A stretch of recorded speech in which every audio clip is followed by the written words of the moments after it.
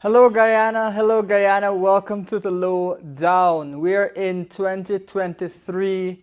We've had a show before this, but now we've got a show where the national budget for the year has come out. Folks, I know you're anxious to hear about this budget. I know many of you had expectations about this budget.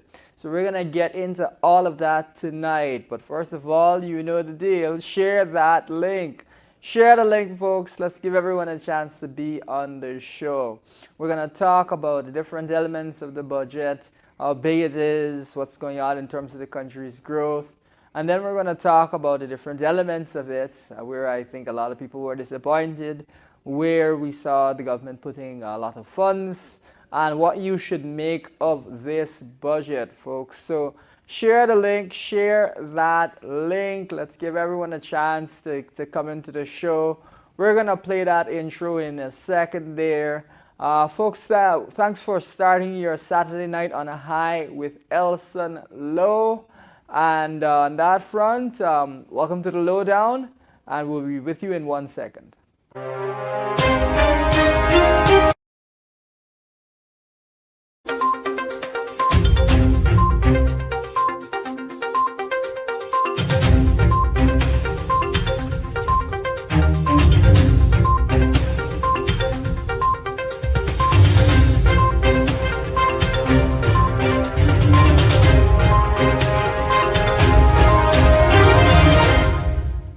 And now, the Lowdown, with economist and political strategist Elson Low.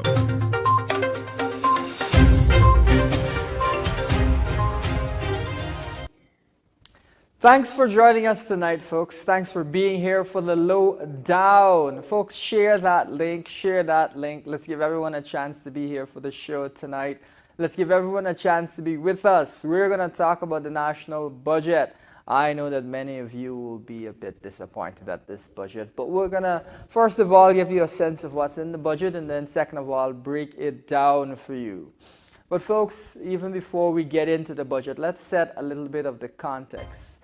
Let's remember that this year is supposed to have a higher per capita GDP than Trinidad and Tobago.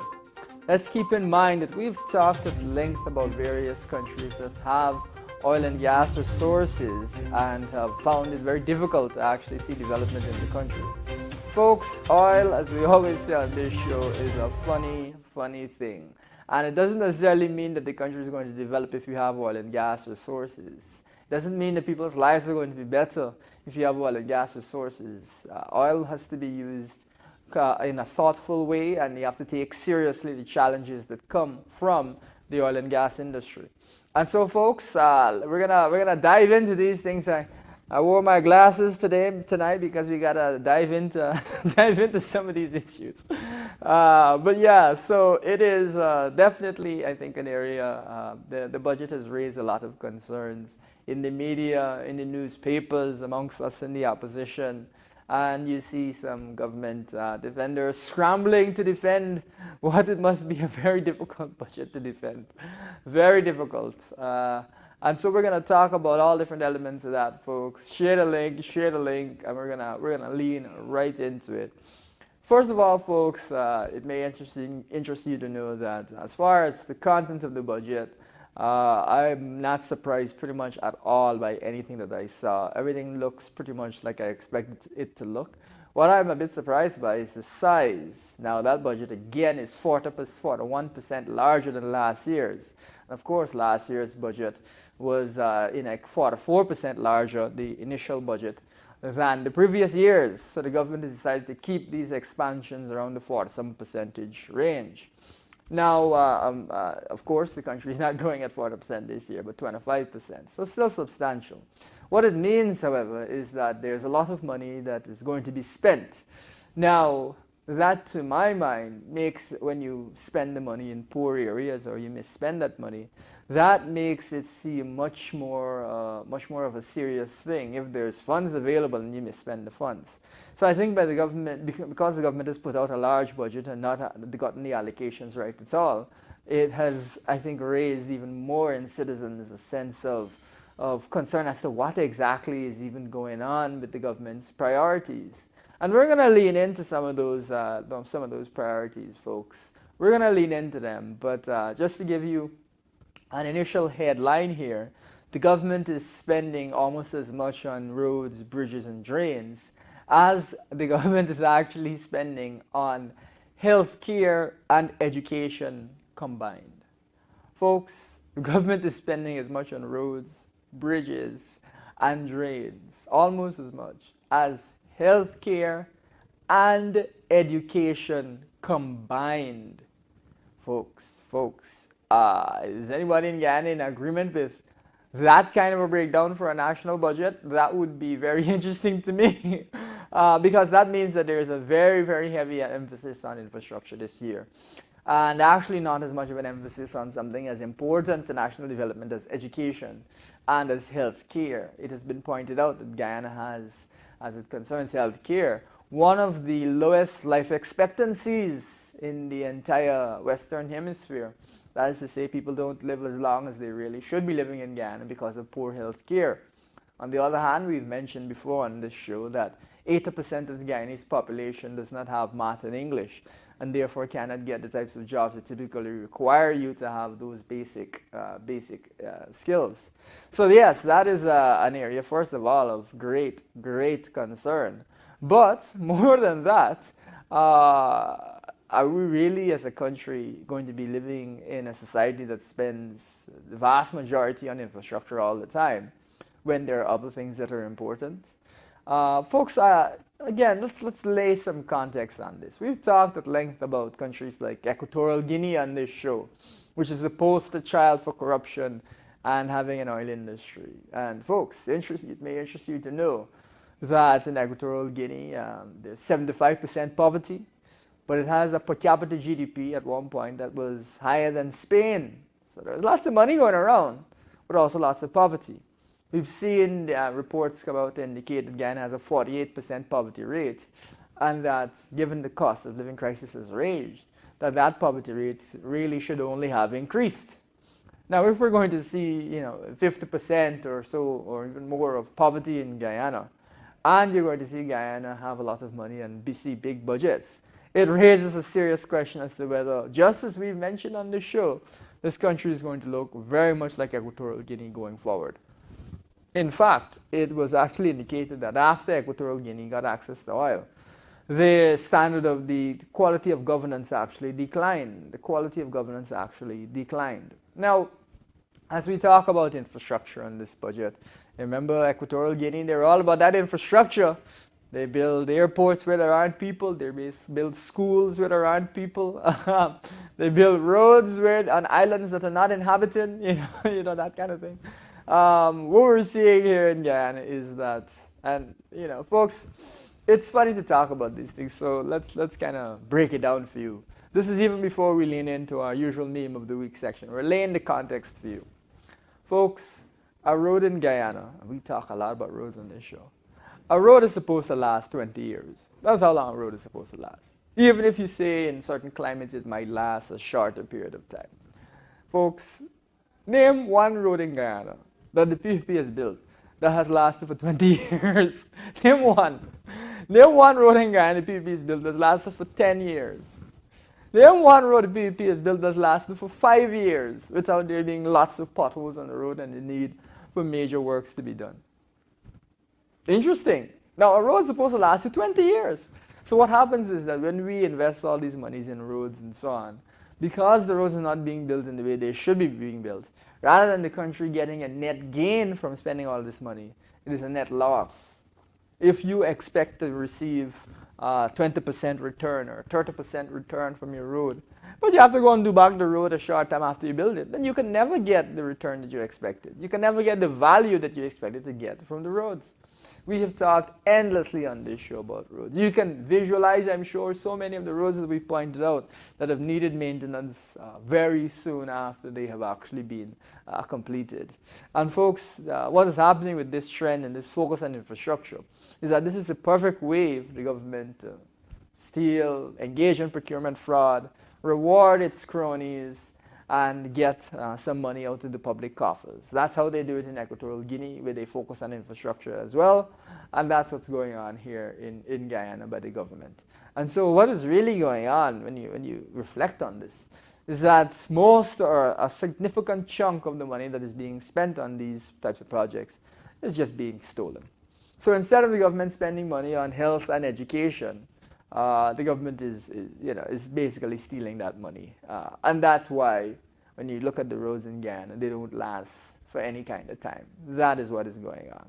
Now, given that that is what is going on, let's reflect on some of the things the government says that it wants to improve in the national budget. And so let's bring up our first slide as we roll on into some of our memes of the week. Tonight, viewers, we've got some interesting slides here for you. So the government is going to spend $17.7 billion on water and sanitation. The idea is that they want to further upgrade water supply systems and so on, improve water quality. $13 billion to improve water quality for more than 250,000 residents across the country. Some of you may recall that we've actually, if you think back on it, the coalition when they were in office, the water quality was actually quite good. The water quality has become quite poor. And so it is interesting that the government now needs to spend money to get better water quality when, without spending all of this money, the water quality used to be good. So what happened to the water? Folks, this is when we talk about the way that the government is managing the economy, the way the government is managing the ministries, the way the government is managing the services that are to be provided to citizens. There is no point in spending more and more and more if you're not going to be able to give people quality services. We were spending less. We were dealing with a budget several years ago when we were able to deliver good quality water to many people and expand access to many people for water services. So why does the government now need to throw all of these monies toward the problem? And in fact, sometimes we like to show you pictures of the water quality. Well, we've got another video for you here tonight to kick things off about the water quality that we're seeing. And so we just play that there and you'll get a sense of it, of what's going on there.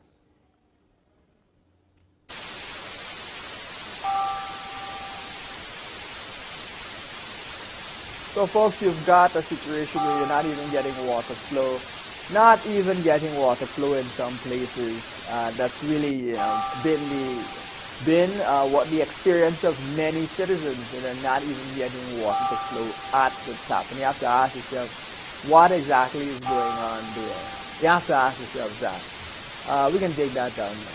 But you've also seen situations where the water coming out of the tap, and of course, if you throw your minds back, we've shown that before. The water coming out of the tap is dark as coffee, or in some cases darker than the coffee that you might be drinking, darker than the tea that you're drinking. And what's going on is, I don't know, I'm not a plumber. I don't know if it is that there's a leak that in the system that's not being fixed by GWI. I don't know if it's at the treatment level. They're not treating the water that they need to be treating it in the way that they need to be treating it. But you've seen people complain at various times in various parts of the country about water that is extremely dirty and nasty and foul-smelling water. That is the opposite of what we expect to see. Under the coalition, we saw water quality really improve. I've mentioned to you before that I've seen just a regular little pool, a wade pool being filled with water, and it's nice and clear. Now, if you fill something like that, the water is kind of an odd color. And another way you could compare it is if you just fill a little pool from rainwater, you see how clear the water is compared to what's coming out of the tap. So that's an area where the government is throwing money at a problem that it itself created because the water quality was quite good. So, when we talk about wastage, this is an area that we need to look closely at to see whether, in fact, we have a much better water quality this year or whether, instead, we see just this more of the same nonsense. So actually, folks, as we chat about that, let's lean into some of the other areas of the budget. Let's get the next slide up and continue that conversation.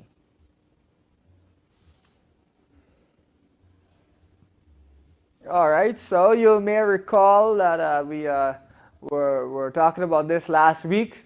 Guyanese teachers are always ready to face the challenges that come with being a teacher. This is after a particular parent had invaded a school, had gone into a school and assaulted a teacher.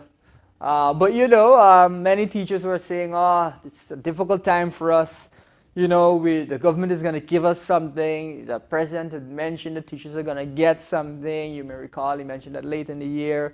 Many people thought he would have made an announcement before the end of the year. Just imagine that these are the working conditions that teachers have to be worried that parents will come in there and attack them, whether there's good security at the schools. Those are all questions to be asked.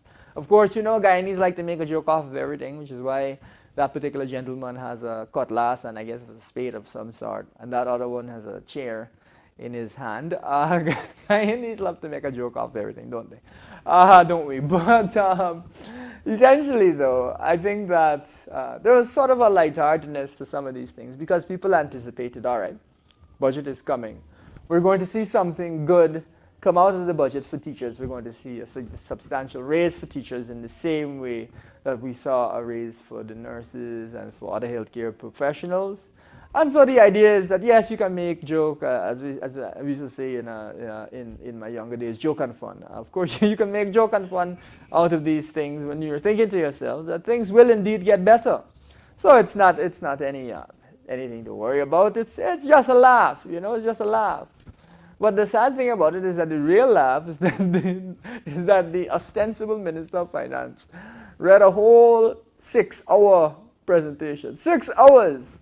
And in the 6 hours, did not mention the teachers were getting the raise that the teachers were looking forward to. So for 6 hours he talked, and teachers still didn't get this raise. Teachers looking left, teachers looking right, teachers trying to figure out what is the situation because the president had said, oh, teachers are going to get something.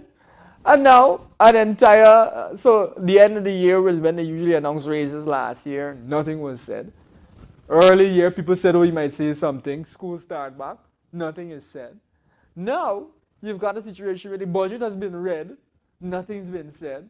And when they ask the president, what does he say? Oh, he says, oh, when at the appropriate time, teachers will receive an updated compensation at the appropriate time. Now, I don't know if that appropriate time is going to be just before the election in 2025 or 2024 or something. But this is pretty ridiculous. This is pretty ridiculous. Because now teachers are wondering to themselves if they have to be living working in these working conditions without any kind of substantial pay rise. Now, folks, we wanna always give you some of that context. Always give you some of that context. Folks, the budget last year, we can't stress enough, the budget last year was 50% bigger when you add up all the supplementals as well as the main budget than the previous year's initial budget. The budget this year is another 41% bigger than last year's initial budget. Folks, on a basic level, of course it'll mathematically be a bit more than this, but on a basic level, that doesn't mean that the government is spending something like 90% more than they were spending. So if the government is able to spend 90% more, doesn't that mean that the government can afford to give teachers a 90% raise? Because they're spending 90% more than they were only 2 years ago. But what have they given? 8% across the board that all public servants got. Folks, you may say, oh, how could you? There's no way that they can give a big raise like that, Elson. That's crazy talk. You know, teachers can only get a little 5-10% raise. Or you're playing up people's expectations. But I would gently remind you that some folks in the in the healthcare sector of the public service got raises around about 50% because many of the nurses and so on were leaving the healthcare sector. So they were able to get a 50% raise there. So I say that to say that it is 100% possible to get a 50% raise because we just saw that happen. So where is the raise for the teachers? Folks, this is not accidental. This is intentional. The government has deliberately decided that it is not going to give teachers any kind of substantial raise, that they're going to hold back on doing that, even though the teachers could easily get, based off what's going on in the budget, something like a 90% raise, maybe a little bit less than that. And that's with them just keeping pace with the budget. But there's another side to this. There's another side to this, because you may say, oh, just because the government is spending more doesn't mean you have to pay teachers more. But I would give you this other side of it. Remember, the country has been growing at a tremendously fast rate due to the oil industry. Let's reflect. You have 25% growth expected this year. That's what the estimate that's come out from, I believe, the World Bank. The minister himself said that we actually beat growth expectations last year. In his budget speech, he indicated this. You'll recall we were talking about 57% growth, maybe 60% growth as being Guyana's growth rate last year. But the minister indicated that it was 62% growth. So we actually grew a whole, was that 5% more than we thought that we would have grown last year. So we actually beat our estimates. Now, folks, let's just give ourselves a second to understand the scale of these things. Under the coalition, before we had an oil and gas economy that was driving a lot of this growth, we saw one of the highest growth levels we had was around about 5% growth, and that's good growth. Many countries, when they get 5% growth, they say, all right, things are moving along. This country, from the time that the original growth number of 57% came out late in the year, to this finalized number of 62%, the country's growth accelerated by 5%. And 5% growth by itself would have been great growth. Wow. So, I guess, money making, as the youth say, money making. Then again, this year, 25% growth. And folks, it's not as if we didn't have high levels of growth before, because the year before we had 20%. And the year before that, we had 43% growth. So clearly, the economy is booming. Clearly, money is being spent in the national budget. Why is it that teachers can't get a raise? For what reason? If the government could kindly indicate, what is the reason the teachers can't get a raise? Other than spite. Is there a specific reason? It's not affordable? Oh, you spent much more than you were spending, 40%, 50% more than you were spending. So I guess you can't afford to spend. Oh, the country's not productive? The country is growing at 62% and 25%, huge, ridiculous numbers. What is the reason that teachers cannot get a substantial raise? And now when you look at other sectors of the public sector, the average public servant, this 8%, even those in the discipline services who didn't get much of a raise, something like a 15% all told when you look at it. That raise is what they got. Folks, we must always ask this question, because otherwise the things will drift along. What is the reason that public servants were not given a raise that resembles the growth of the economy and increase in the budget? For what reason? Is it just, as I mentioned, is it just spite?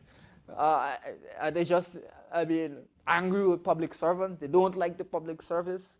Is that what's going on? And if that's what's going on, you have to ask, what kind of a metric for governance is that? You don't like a group, so you just refuse to give them the resources, regardless of whether or not there'll be benefits from giving them those resources.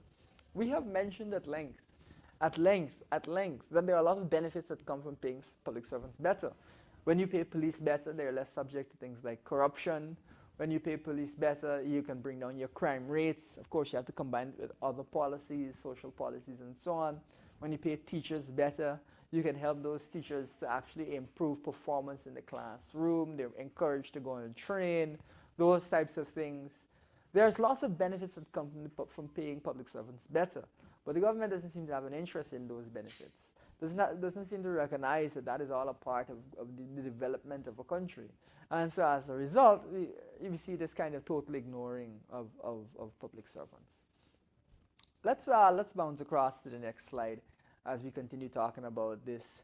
As the leader said, the leader of the opposition said, dead meat budget. So there you go. This year, Guyana will spend 45% more on roads and bridges than education. This is something that I posted. 45% more on roads and bridges than education. Far more on roads and bridges than education. Wow. Let's get the next slide up as we continue this discussion. All right, that's the 136 billion on roads, bridges, and so on across the country. 136 billion. My word. Wow. And the education budget, for reference, is only $94 billion. So there's far more being spent on roads, bridges, and so on than on education in a country where, as we mentioned before, 80% of people don't have math and English. 80%, the vast majority didn't pass math and English, and you're spending 45% more on roads and bridges than on your education system. Isn't that ridiculous, folks?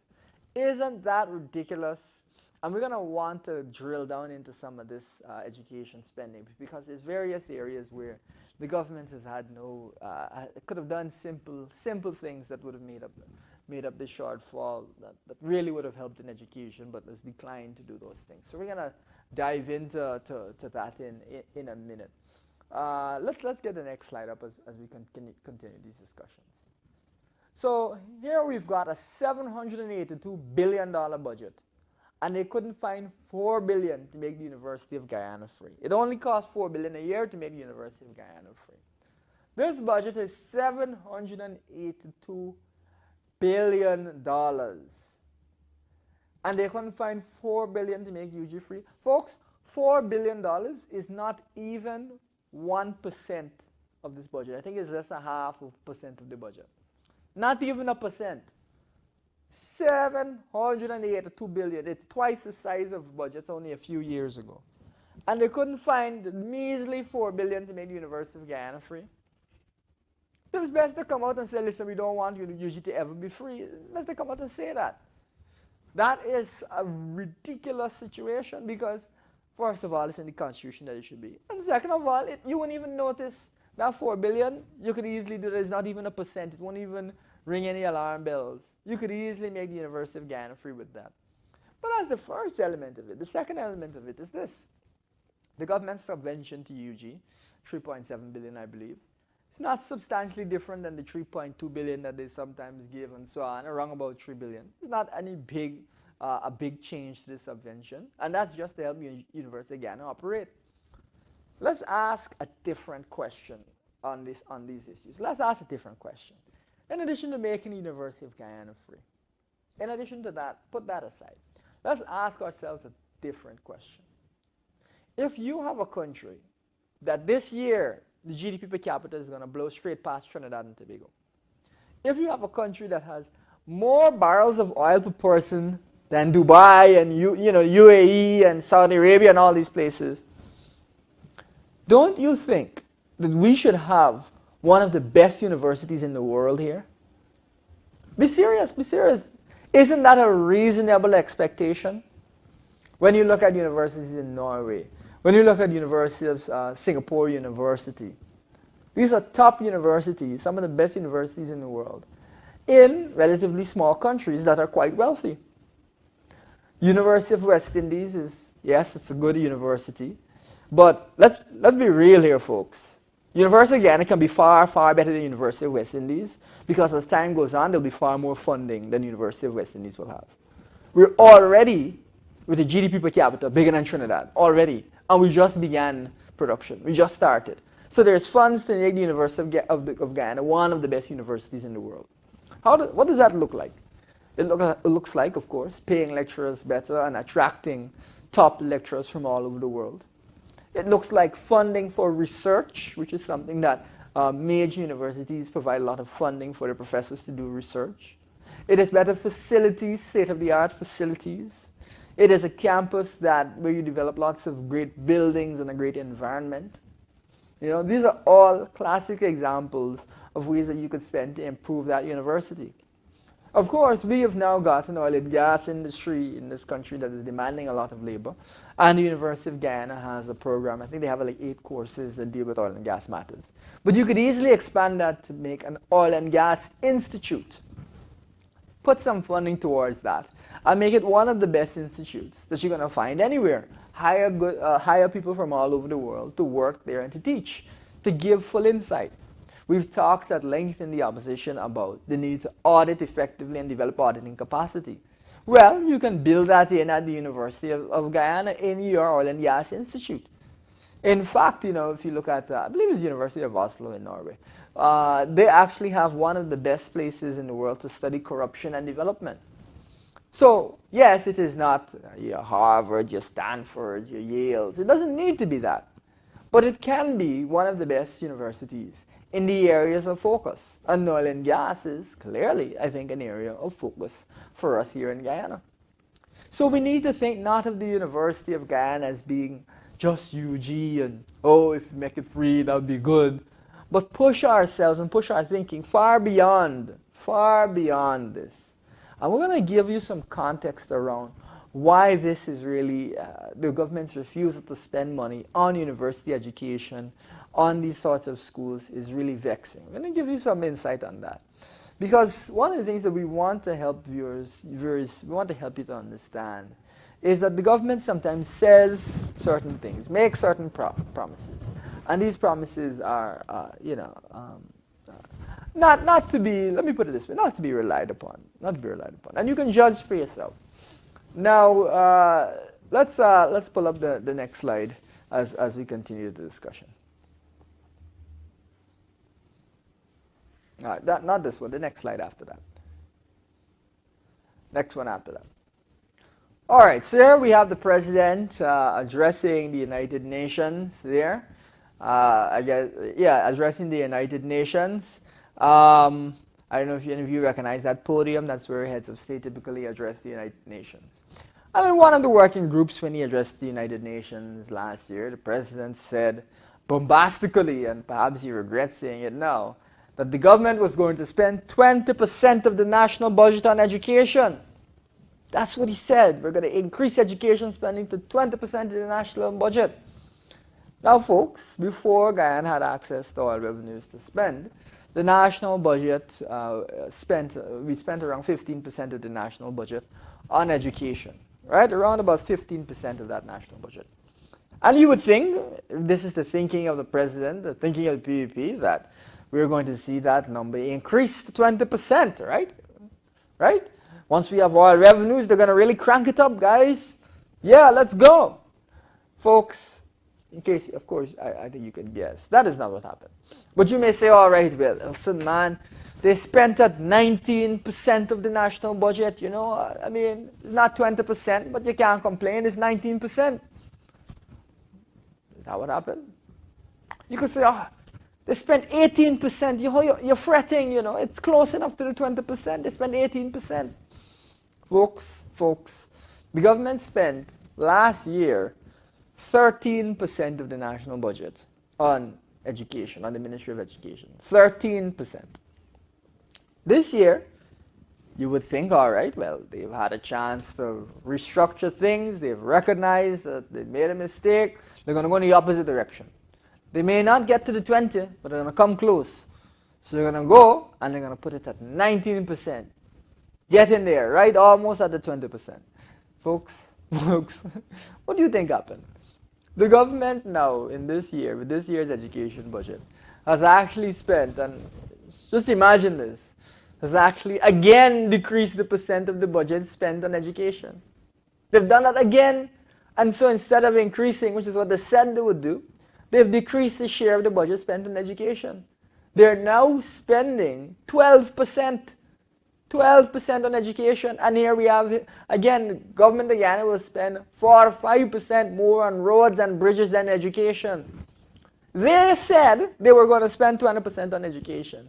They said they were going to increase the share of the budget spent on education. But instead, all the money is going to infrastructure and not being spent on education.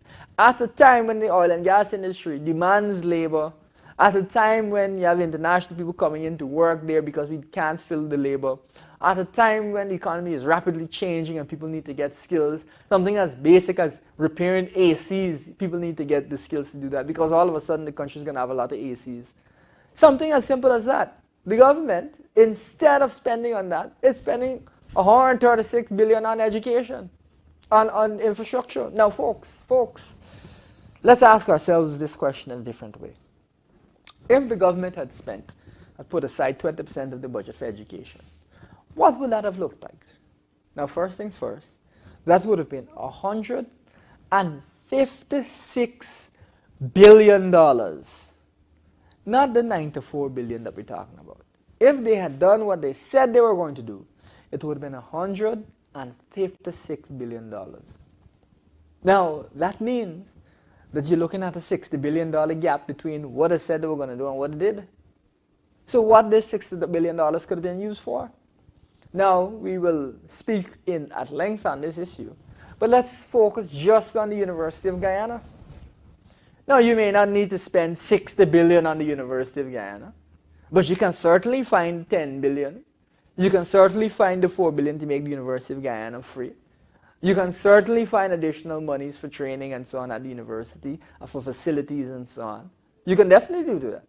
Now, you said you're going to spend $60 billion more than you spent. So there's clear areas that we can identify, at least with the university, where you could put the money to good use. Why didn't you put the money there? And folks, this is what we're trying to again get you to understand. The government has taken a deliberate decision to go against their own words and divert money away from institutions like the University of Guyana and the education system more broadly to fund infrastructure projects where we believe that they're going to be able to thief everything that's not nailed down. Folks, we started off talking about how these roads are supposed to last us 20 years or even 10 years, but they don't last us for 6 months. If we get 6 months if we're lucky. Folks, this is what we're seeing. So instead of putting the money where they said they were going to put it, they put the money where it is they can thief it. Wow, wow, wow. Can you imagine that this is what we're confronting in this country? Can you imagine that this is what we're confronting? Not that we want to make the University of Guyana one of the best universities in the world. Not that we want to make it free. Not that we want to give people opportunities, of course, student stipends, the thing we talked about, to help people with the expenses of studying. Not that, no. Instead, let's take the money away from education, put it to infrastructure so we can thief out the money. That's what's going on. I didn't say the government should spend 20% on education. The government said that, and yet decreased the share of the budget spent on education. Wow, wow. Folks, even if they wanted to skim a little something, they could have said, all right, we're going to spend 18%. And the 2% we're going to put aside and we're going to thief that. But 12% is so far from 20%. It's nowhere near. The gap is so big. The gap is so big that they're spending $60 billion less than they said they were going to spend. $60 billion. Folks, $60 billion is bigger than budgets for the entire Ministry of Education in the past. $60 billion is a lot of money. And they've decided, oh, well, we're not going to bother with education the way that we said we were going to. Put that in a corner. Can't bother with that. And so, instead of us having a University of Guyana, which is state-of-the-art, which has state-of-the-art facilities, which has some of the best lecturers, which has an oil and gas institute, which is free, which is training people, which is encouraging people to go back and do a master's, go back and do a doctorate, go and get a qualification in oil and gas, go and become the engineer that they wanted to be, go and get further study, that can now attract international people who want to come and study at the university because of its quality. Instead of all these things, these folks have decided to take this money and chuck it in infrastructure because they could thief it out if they put it there. That's what's going on. Folks, as I said in that post, you can't make this stuff up. You can't make it up. I mean, another thing you could say is just if you look at the thief out this money, man, you shouldn't have said that you're going to put 20% towards education. You should have kept your mouth shut. Because now your bag boss, as we say in Guyana, everything's skin up. What in the world is the PPP doing? For the PPP to say that and then not put it there, it raises all sorts of questions in people's minds as to what exactly is going on. Is the party's planning? What's going on with the party's planning?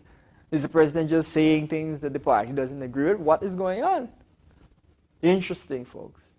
Very, very interesting. And that is, I think, very disturbing. The other thing that I would say on education as we close this off and we talk about some of the other things in the budget is this. We cannot allow our society to be the type of society that does not value education. There are other reasons you want people to have access to education.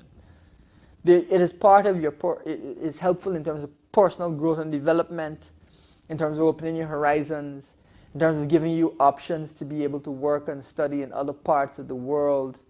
All of those things are helpful, you know. But for you not to be able to get the education that you really should be able to get, that closes off your options and makes life very difficult for you, you know. So that's something that we want to mention in that regard. Now let's go back to the slide. We got a slide there on the tax threshold, and let's kick off that conversation, because I think that's also very important conversation. I know many of you may have been looking to see some change in the tax threshold. So that's a slide. Let's pull that up and we'll have the discussion. So the income tax threshold is moved from $75,000 to $85,000. Okay. So basically, since the first rate is 28%, you're making, you know, like a $2,800 more a month. All right, well, $2,800 more. Yeah, that's good, that's nice, but folks, $2,800 is enough money to help you in this cost of living crisis. Folks, that is next to nothing. $2,800. And it's pretty embarrassing. You know, we have a picture of minister, the ostensible Minister of Finance there, actually saying, let's show that up. Let's show that one up. So you've got the Minister of Finance there. The picture will come up in a second. Giving the budget speech, yes. Budget speech coming out, yes. He's going to say all these measures. Folks, for me, I would have found it to be difficult when I am confronted with a country that grew 62%, by my own words, grew 62%. And this year, 25% again. Massive, massive growth. Was almost 90% in a short space of time. And you're going to come to people and tell them that you're only going to move this tax threshold from $75,000 to $85,000. Barely anything. I think it's like 13% change. A small, small change. Folks, they could have moved the tax threshold from $75,000 to $85,000 if we were not producing a single barrel of oil. It doesn't require oil for you to move the tax threshold from $75,000 to $85,000. That's not anything substantial. Folks, can you imagine that? We are still seeing the types of policies, the types of assistance being provided to lower income individuals that we would have seen without oil, that we would have seen before there was oil. You may recall that the coalition raised public servant salaries by 77% on the lower end before there was oil. Folks, what in the world are these people doing? It's almost as if they don't understand that the country has more oil per person than the UAE and Saudi Arabia. They don't understand that the country's growth, long-term growth, will be monstrous. They don't understand that the country's per capita GDP, the wealth per person, the income, per person, is going to be greater than Trinidad and Tobago this year. These measures are measures that you would have seen if you didn't have oil. It's like they don't live in Guyana. They are not aware of what's going on in Guyana. Or the people chooses not to be aware because they intend to divert the money and steal it left, right, and center. So that is one area where I think a lot of people were really disappointed. You would expect to see, if you have 60% growth, a budget 40% big, all these big numbers, that you would have seen something in terms of the tax threshold, a little something here and there. Shoot, man, goodness. But it doesn't end there, folks. It does not end there. When you look at the Because You Care cash grant, a small increase. When you look at pensioners, a small increase. When you total these different increases and cash grants, a little bits of assistance here and there to people, that totals GH Kellogg indicated that's only about just over $13 billion. A speck in a budget of $782 billion. A speck. And folks, when you talk about this $13 billion to some people might sound like a lot. You know what percent that is of the budget? 1.7% of this budget has gone towards measures to help people directly, especially those at the lower end of the income scale, and to deal with the cost of living crisis. 1.7%. And that's all the different measures when you add them up. when you talk about pension, when you talk about because with your gas grant, when you talk about cost of living mitigation amounts, when you talk about the change in the tax threshold, we add all these things up. 1.7% has gone towards that, towards helping citizens. Now, we've talked before about, and you know this is Guyanese, the cost of living crisis. An unbelievable crisis you're facing in cost of living. Goodness me. Here we've got right here today on the papers, 43% of Guyanese can't afford a healthy diet. 5% undernourished. Folks, these are the types of things that you see in a country which is struggling. Not in a country which is doing tremendously well because of its oil industry. Folks, we started off this show by saying that oil is a funny man. And if you look at Equatorial Guinea, they had all the oil pumping, a higher per capita GDP than Spain, and 75% of the people were living in poverty. If you don't mean to help people, you don't have to help them. If the government says that they're not going to help the average Guyanese, they don't have to help them. When you talk about 43% of the people in Guyana, of Guyanese can't afford a healthy diet. 43% is not 10% we're talking about. It's not 15%. It's not 20%. It's almost half of Guyanese. When we talk about poverty, 48% of Guyanese that were living in poverty is the other figure that came out. Folks, it's not a few people we're talking about. We're talking about the average Guyanese. And you're saying to me that you're going to push out a budget that is massive and you're only going to give a little freck to the average Guyanese? To the average Guyanese, a little freck? 1.7%? Folks, not even 2%? I mean, goodness me. Yeah, when people say, you ain't got no shame, people ain't got no shame, man. Aren't they embarrassed? Aren't they of themselves embarrassed by these numbers? And folks, that's not even the most embarrassing one. The most embarrassing one is coming up. I mean, chat about this particular number. The most embarrassing one is coming right up, folks. And when you look at it, you think to yourself, man, what is going on? Now, you'll recall last year, there was we talked quite a bit about the amount that was set aside for cost of living mitigation. We talked about that. We mentioned that it was ridiculous, the amount that was set aside. We spoke at length about it. You would have thought that after that $5 billion that was set aside last year, which was not even 1% of the budget, after that was the case last year, you would have thought the government would have reflected. Said, man, the $5 billion, it's looking good, you know. Let's at least increase it to the same amount we increased the budget. The budget increased by 41%. Let's increase the $5 billion by 41%. You could even increase it by 50%. Let's make it $7.5 billion. Let's do something more. Do you know that the government has put back into Parliament that same $5 billion as last year for cost of living mitigation? The same $5 billion as last year. So there's a far larger budget, but the amount that you're spending on cost of living mitigation, direct cost of living mitigation, is tiny. In fact, it's a smaller percent of the budget than last year. So now it is 0.6 or 0.5%, some foolishness like that, of the budget that's being spent on cost of living mitigation. Folks, these people live in Guyana? These people don't live in Guyana. No, it can't be that these people live in Guyana. Who in the right mind, looking at what's going on in Guyana with the cost of living crisis, who in the right mind would put aside $5 billion, first of all, and second of all, put aside the same $5 billion when last year the cost of living crisis was very aggressive? Who would do that? Wow.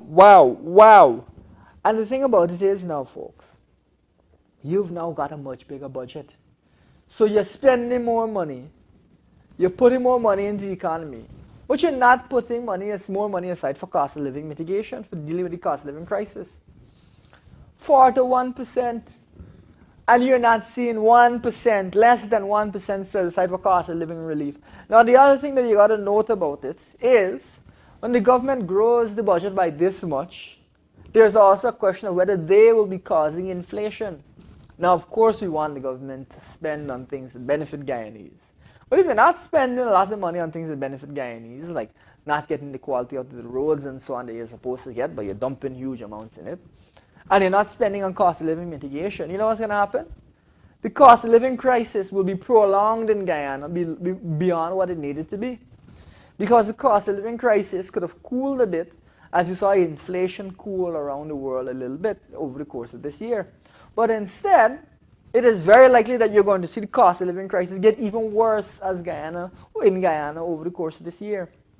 So we're going to see persistently high inflation because they're dumping so much money into the economy, without, on the other hand, the measures to help to reduce the impact of that. Wow, wow, wow. Budget increases 41%, but less than 1% for cost of living relief. These people, as Guyanese said, these people know they're able. These people know they're able. That's what Guyanese say. Because ultimately, you know, the point of spending is not just to spend for spending's sake, but to have in mind, to bear in mind why you're doing these things, and if the measures that you're putting forward are proportionate to what is needed. Last year's $5 billion did not do anything. So you mean to tell me you're going to put the same $5 billion? The same $5 billion? Goodness me. Goodness me. And so this is, I think, one of the greatest real shames in this budget, real levels of humiliation. I have people calling me from all over abroad saying they feel bad when they see the budget. They don't understand how it could be. And the thing I'm trying to, and I mentioned this at the beginning of the show, so we're circling right back. The reason that this looks so bad is because they decided to put out a really big budget. So they put out a big budget, and they put next to nothing, the same amount as last year for the cost of living crisis. You understand? If you had not put out as big of a budget, it would not have looked as bad. But when you're spending and spending and spending, it looks like you just don't care. Because it's not that you don't have money there. You just decided not to put the money. You decided not to help people. You decided that people must live in poverty. People must punish in this cost of living crisis. And on top of that, you are contributing to it by spending huge sums without putting in place any measures to deal with the side effect. So what you're going to see in this country, directly as a result of the government spending so much more, is an acceleration of the same inflation problem we had last year. Now, folks, we have talked extensively about things that can be done to deal with the cost of living crisis. We talked about the fact that last year the government made $60 billion that it did not even expect because of that high oil price. Instead of a $5 billion, you could have easily put $60 billion towards it. Now, what could you have done with this $60 billion? We first of all said one thing you could do is you could give $300,000 to each household, and you find an equitable, a fair way to distribute that so that those at the lower end are able to get a bit more and so on. But another thing that you could have done is you could have put a cap on fuel prices, so fuel prices can't go above a certain level. You could also have looked at canter operators and so on who are bringing goods from the farm to the market. You get them a voucher so they can get extra low fuel. That now means that you can bring down the price of goods, of greens and so on, vegetables at the market. All right, that's another thing you could have done. You could have taken some of this money and given it to farmers to buy equipment so that they can produce at a lower cost and produce more. That would also bring down the cost of food. You know, these are all different types of measures that target different elements of it that you could have done.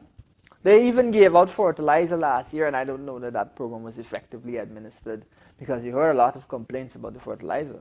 But what you could have done instead of physically giving out the fertilizer is you could have given vouchers so people can go and collect fertilizer from various stores and whatnot. You could have done that. And last year was $1 billion that they put towards that. Wasn't all of that effective. But more than that, what you could easily do, folks, is this. You could say, all right, well, we got 60 billion here. Let's put 10 billion towards these projects. Let's up the scale of these things. Let's say, all right, for canter drivers, we're going to give you, we're going to reduce the cost of gasoline for all of those going from the farm to the market, right down. For those, when it comes to fertilizer, we're going to give you several billion so that you don't have to worry about that. When it comes to equipment and so on, we're going to give you several billion so that you can buy equipment. We can revolutionize agriculture in this country. You could do those types of measures if you're serious about the cost of living crisis. And bear in mind, folks, we're not even talking about the government having to go in its pocket and scratch and scrape. Last year, we made an unexpected 60 billion.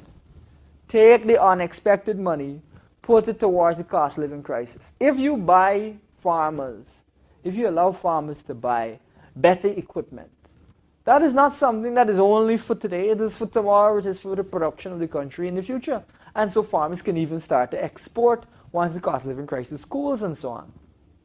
You can see farmers making good profits and succeeding, and that's what we want to see. You can see agricultural production in the country as a whole increase. Folks, this is the type of nonsense that we've had to put up with from this government. This is the type of nonsense that we've had to put up with from this government. And as a result of it, and there you go, despite an abundance of oil money, government fails to ease cost of living burdens. It is not that Guyanese have to be punishing. It's not that Guyanese have to be living in poverty. It's not that Guyanese have to be finding it difficult to afford food. It is that the government has decided that that's the way they like it. That's the way they like it. Not only is there money available, there's excess unexpected monies available from last year that they didn't do anything with it. They have decided that's the way they like it. They decided they don't care of the average man out there punishing. They are cool with that. All is well and good with them. Budget increases 41%, but less than 1% for cost of living relief. They're happy with this situation. So we know we have to be happy with the situation of getting them out of there because they're going to continue like this. This is the nonsense. In a time of dire need, Guyanese are in a time of dire need. You mean to tell me that of all times, you're not going to help people? And so, they have, as I said, made the thing look even worse by putting out a big budget and putting next to nothing for cost of living when it is such a critical issue. Spiteful. 782 billion budget, and they couldn't find a 4 billion for UG. The other thing is, when you look at making UG free, that also is a stimulus to help people in the cost of living crisis, because now they don't have to pay the UG fees. They can put that money towards buying food, buying things for their family. You know, that is also a form of stimulus, and that's what they've been looking at in the States, where they have frozen student loan repayments. We have also said they should write off all the student loan debt. Let people move on from that. Folks, when I tell you spiteful, that is what we're seeing. 4 to 5% more on roads and bridges than education. This is what we're seeing from this government. And so we have to resolve, having seen how they intend to govern, that we're not going to let Guyana become like Equatorial Guinea, where you have a high GDP per capita, but everybody is impoverished. The average person is impoverished. That is what is going on in Guyana. And we have to make up our minds that we're not going to allow that. I'm going to get these people out of office because they are frankly ridiculous. Folks, on that note, thank you for tuning in to the Lowdown. Always good to be here with you. Always fun. And we're going to catch up next week as we see now the speeches from the various, the budget debate, where we're going to hear a lot of the proposals that the opposition has for the budget come out. Have a good night.